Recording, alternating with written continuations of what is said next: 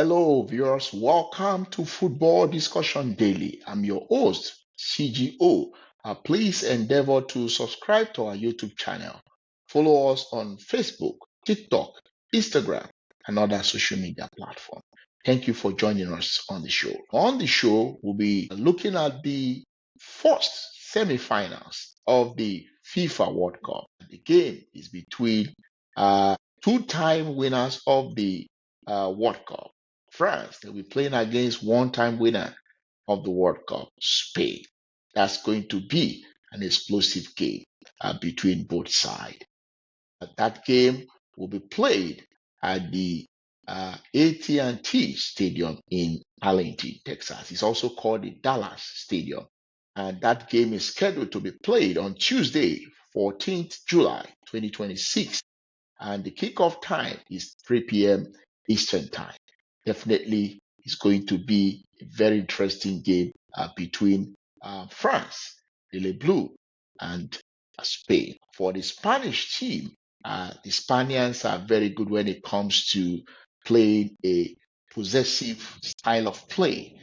They like to have more possession of the ball. They like to be dominant whenever they play against their opponent. And one thing about the Spanish team is that they like to control the tempo and tempo of the game, and also try to create space through the midfield. And one good thing about the Spanish team is that they rely so much on technical precision and passing networks through players like Pedri and Rodri. These guys, they are very good when it comes to unlocking tight defensive structures. So they'll be banking on their quality in this game against France. And then we must not forget about the wing overload the Spaniards will be banking on. They have they always build on overloads on the flanks with wingers like Lamine Yamal and Nico Williams. These are players that, when it comes to 1v1, a very big problem to fullbacks.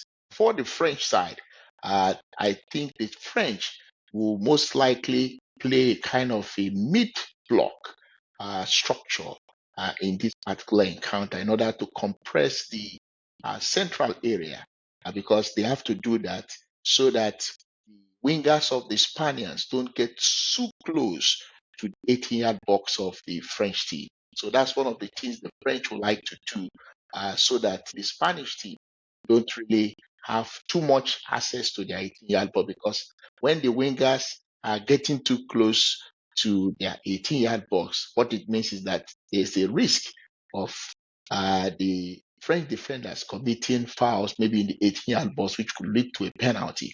So I think the French team will like to play mid block, try to compress the central area, and then prevent the Spaniards from really getting too much access to their 18-yard box. And one good thing about the French team is they have very ruthless attackers that can really cause a very big problem to the Spanish team. So it's going to be a very interesting game between France and Spain in this semi-final, because these two sides, when you look at the head-to-head, they've played 38 times. Spain won 18, France won 13, and then they had 7 draws. And if you look at the 5 recent games both sides have played, the Spaniards won 3, while France won 2. So when you look at that, it tells you how very close it has been. And then both sides have only played at the World Cup just once. And that once they played was in 2006 World Cup, which was hosted by Germany. French team defeated Spain at 3-1 in a round of 16 games. So they've only met just once at the World Cup, and it went in the favor of the French team. So will the French be able to replicate the same win again they got in 2006? The French team, this is their 8th semifinals when you look at their World Cup history. France has played in the semi-finals in 1958, 1982, 1986, 1998, 2006, 2018, 2022, and now 2026. So this is their eighth semi-finals and the World Cup. The interesting thing is that their last four semi-finals, they won all four, and their first three semi-finals, they lost them. So the last four semi-finals, they won all, and they'll be hoping to maintain that trend of winning the semi-final this time around. And for the Spaniards, they've only been to one semi-final before now, so this is the second time they'll be playing in the semi-final of the World Cup. And the first time they got to the semi-final was in 2010, World Cup hosted by South Africa. They defeated Germany in that semi-final game, 1-0, to get to the final. And then in that final, I remember they defeated the Netherlands. So the Spaniards have only been to the semi-final once before now. So this is their second semi-final, and they'll be hoping to get something positive out of this semi-final. And if we look at how both sides were able to get to this point, for the French team, they started their journey at this World Cup in Group I, and they played three games at the group stage. Their first game was against Senegal, which they won 3-1. The second game in the group stage, they defeated Iraq 3-0. And then their last group game, they defeated Norway 4-1. And then round of 32, they defeated Sweden 3-0. Round of 16, they defeated 1-0. And then the quarterfinals was against Morocco, which they won 2-0. If you look at the number of goals they've scored 16 goals, only conceded 2. And they have a very deadly striker in Kylian Mbappe, who has scored 8 goals at this competition. For the Spaniards, they started their journey in Group H. They started their group game playing against Cape Verde, which ended goalless. In their second group game, they defeated Saudi Arabia 4-0. And then their third game, they defeated Uruguay 1-0. And then the round of 32, they defeated Austria 3-0. Round of 16, they defeated Portugal 1-0, courtesy of a late minute winner by Mikel Merino, who came into that game and was able to make a very huge difference for the Spanish team. Remember, he came on in the 84th minute, and I think in the 91st minute, he was able to get that goal for the Spanish team. And in the quarterfinals, they defeated Belgium 2-1.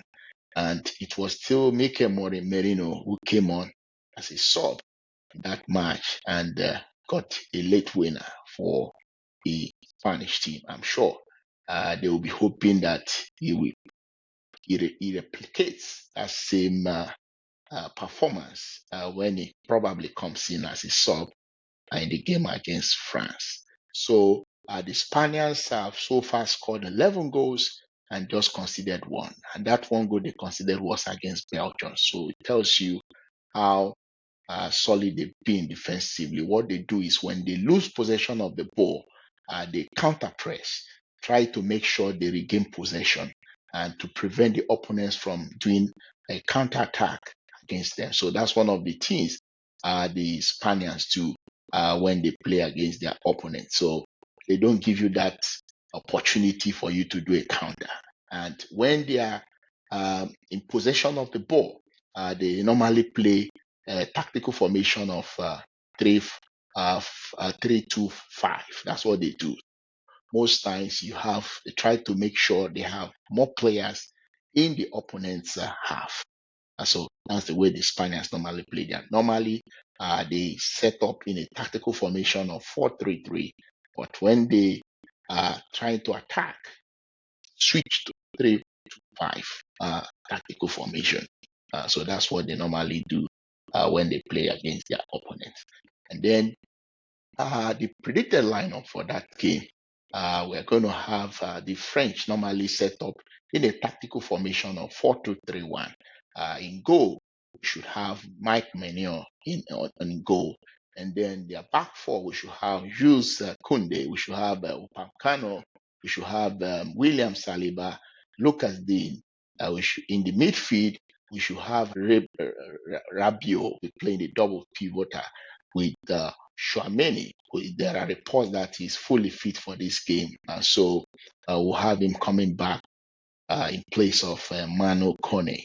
So for the three attacking midfielders, we should have Ousmane Dembele, Michael Olise playing as number 10, Desiree Doué operating from the left flank. Ousmane Dembele will be operating from the right. And then their center forward is going to be Kylian Mbappe, who already has 8 goals in this competition, and I'm sure he'll be raring to go to increase the amount of goals he has at this competition. And then for the Spaniards, they normally set up in a tactical formation of 4-3-3. That's the way their coach, Luis de la Fuente, normally set up the team. And in goal, we should have Unai Simon. In the back four, we should have Pedro Porro, Paul Kubasi, Hemeric Laporte, and then Marc Cucurella. In the midfield, we should have Rodri, we should have Pedri, then we should have Dani Olmo. Then the three front players, we should have Lamine Yamal operating from the right. We should have Alex Bena playing from the left because I don't know if Nico Williams will be starting because most of the games Alex Bena has been the one starting. Nico Williams might come in the second half, and then their center forward is going to be Mikel Oyarzabal. So it's going to be a very interesting game. This is a game I don't know if it will be easy for anyone to predict because these two teams are in very good form. On the FIFA ranking, the French are ranked first and the Spaniards are ranked third on the FIFA ranking. So when you look at it, it's a very close one and it can go either way.